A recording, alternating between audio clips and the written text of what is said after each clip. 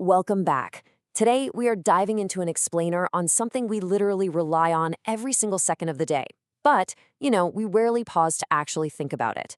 The internet. We're going to explore exactly how computer networks actually work. We're talking everything from how your everyday devices connect, all the way down to the nitty-gritty of how data travels across the globe. It's like a giant invisible puzzle, and we're about to put the pieces together. Okay, let's dive into this. Here's our roadmap for the journey. First up, everyday networks. Then we'll scale up to the network of networks.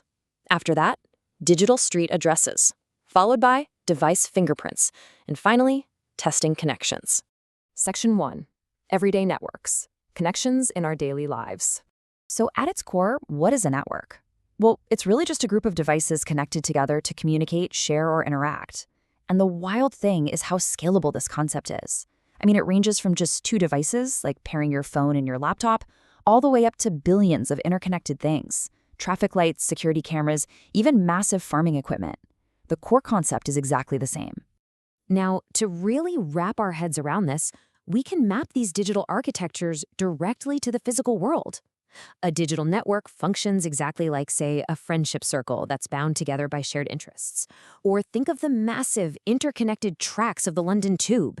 It's just like the national power grid, or even the postal system routing your mail.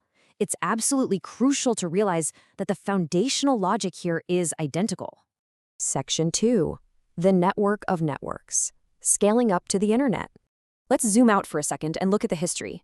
Starting way back in the late 1960s with the ARPANET project, which was actually funded by the US Defense Department, we eventually hit the creation of the World Wide Web by Tim Berners-Lee. And our source material actually hilariously dates this as 1909. Obviously a little typo there, but the idea spread like wildfire. Moving into the later era, this whole system was solidified by standardized protocols like Wi-Fi. That was a real game changer, because it ensured devices from, say, Apple and Microsoft could actually speak the exact same language. So how do we categorize this whole shebang? Well, we essentially have two main types of networks. Private networks are those small internal ones linking local devices like your home or business network. Public networks, on the other hand, are the massive infrastructures connecting those smaller networks together. The ultimate example being, of course, the internet. Imagine a person named Alice. She speaks two different languages. She has a group of friends who only speak English and another group that only speaks Spanish. For them to communicate, Alice has to sit right in the middle and translate. In your house, your gateway router is Alice. It's the messenger translating and directing traffic between your small private home network and the massive public internet. Section 3. Digital street addresses. Finding devices online.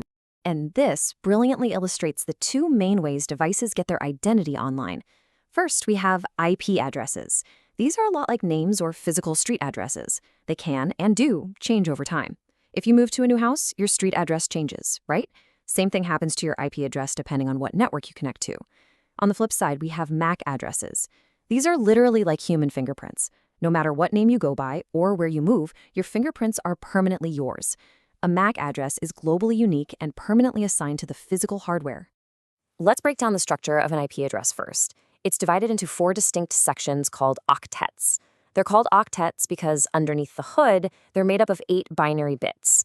When all those bits are turned off, the value is 0. When they're all turned on, it's 255. So each section is just a number ranging from 0 to 255. Take 192.168.1.74, for example. Just like the Postal Service uses a zip code, a street name, and a house number to deliver a package, your router uses these 4 octets as a digital street address. It tells the devices exactly where to send the mail across the network. But here is where we hit a massive, massive roadblock. 50 billion. Take a second to process that number. That is the staggering estimate from networking giant Cisco for connected devices online by 2021. With smart homes, phones, laptops, even smart fridges needing addresses, we have a major math problem on our hands. The old system, IPv4, simply doesn't have enough mathematical combinations to give every single one of these 50 billion devices its own unique public address. We are quite literally running out of digital real estate. No way around it. So, the crucial point is, how did the industry respond? Enter IPv6. While the older 32-bit IPv4 system was mathematically capped at roughly 4.29 billion total addresses, this shiny new 128-bit system allows for over 340 trillion addresses. Actually, scratch that. It's exponentially more than that, but the point is, it's an astronomically huge number. The new features of IPv6 completely solve the address shortage problem. It guarantees that as we hook up more and more of our lives to the internet, we're definitely going to have plenty of room for everyone. Section 4. Device fingerprints. The unchangeable MAC address. Let's zoom all the way into the microchip level. MAC stands for Media Access Control. Every single device connecting to a network has a physical interface like a Wi-Fi card or an Ethernet port. When that card is made at the factory, its MAC address is permanently burnt into the hardware. It's a 16-character hexadecimal, or base 16 number. And the structure makes perfect sense. The first half specifically identifies the manufacturer, and the second half acts as the globally unique ID for that specific piece of hardware. Now, because these addresses are meant to be unique, burnt-in physical fingerprints, a lot of systems just blindly trust them. In fact, our source notes that places such as cafes, coffee shops, and hotels alike often use MAC address control when using their guest or public Wi-Fi. Essentially, when you pay for internet at a hotel, the router jots down your device's MAC address and says, okay, this specific fingerprint paid the bill, let their traffic through. But, poorly implemented security systems that just assume these addresses are always trustworthy, they open the door for a very clever exploit. Now, what's really interesting about this concept is how surprisingly simple it is to bypass. It's often called the hotel hack. Let's say Alice paid the fee for the premium hotel Wi-Fi, and Bob didn't. Bob can actually use software on his computer to temporarily broadcast his MAC address to pretend to be the exact same sequence as Alice's. This is called spoofing. So when Bob sends data to the hotel router, the router sees Alice's fingerprint, assumes it's her paid device, and boom, grants Bob free, fast internet. It's a textbook example of why blindly trusting an unchangeable identifier on a network is a known security vulnerability. Section 5. Testing connections. Saying hello with ping. Okay, so how do we actively test if these addresses and fingerprints are actually communicating? We use a fundamental network tool called ping. It uses ICMP, or Internet Control Message Protocol packets, to determine connection performance and reliability. It's essentially the digital equivalent of standing on the edge of a massive canyon and yelling into the void, just to measure if the void yells back and exactly how long that echo takes to return to you. Let's move to the mechanics and see how this builds out step by step.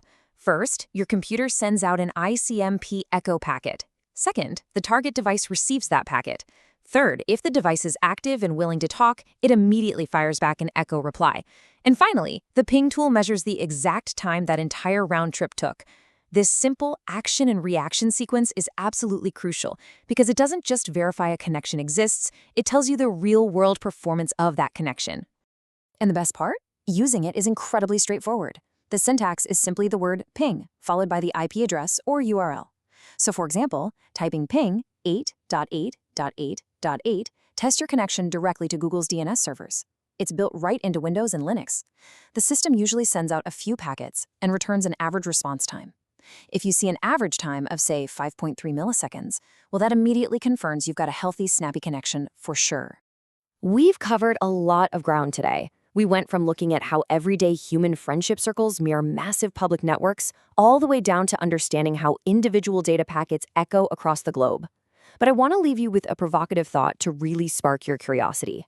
If our digital street addresses are rapidly running out, and our unique device fingerprints can be so easily faked to bypass basic security, how do we truly secure the billions of intricate connections that run our modern world?